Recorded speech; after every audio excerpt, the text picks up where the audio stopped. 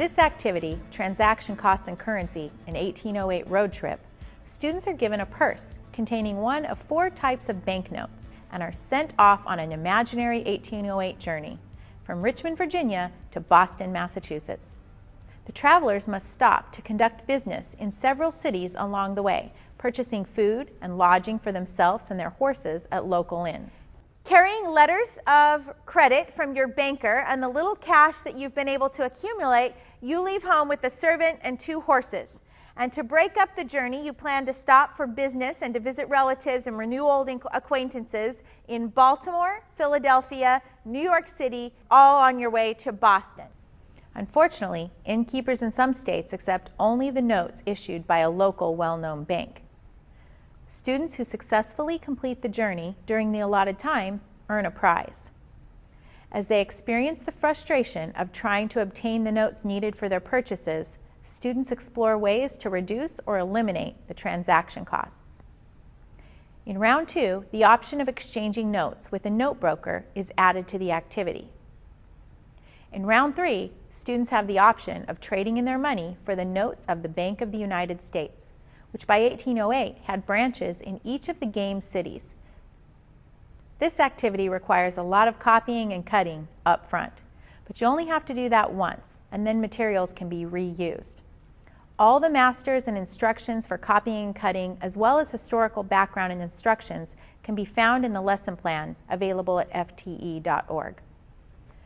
For this activity, you'll need prizes for students who successfully complete the journey, like candy, pencils, early release passes, or extra credit points. Copy and cut the 5 different sets of banknotes, each on a different color paper. Prepare a tent sign and lodging certificates for each inn, matching the color currency accepted there. Copy and cut the 5 different sets of banknotes and pre-fill the envelopes with $90 in currency for each student.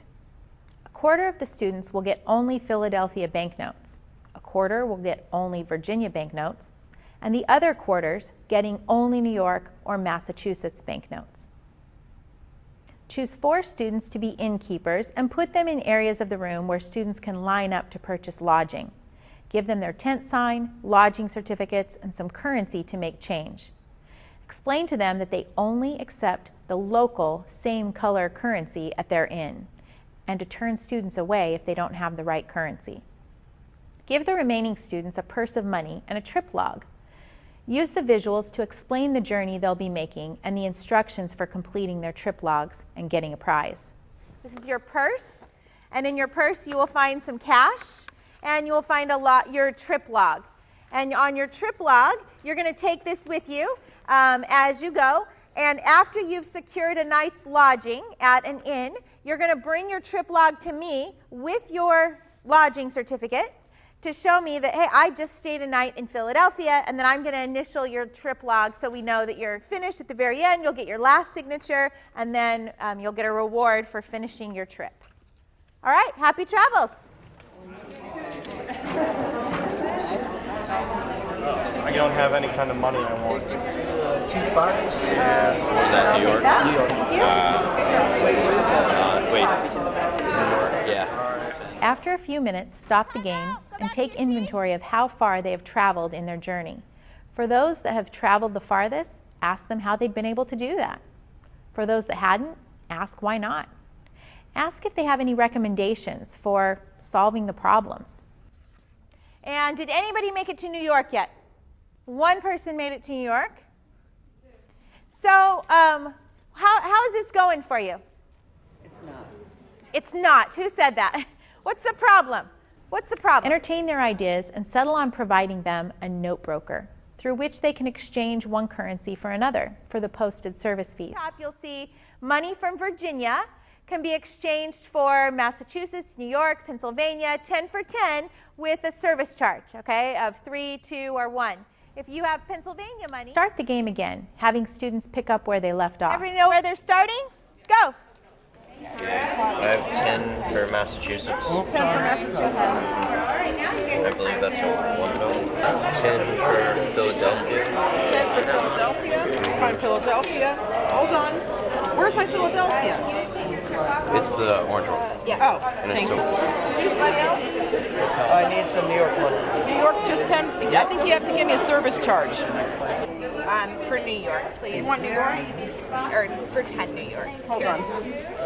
I got it. Oh, you got it? Okay, perfect. 10 Virginia. When you call time again, ask if the note brokers solved the problem.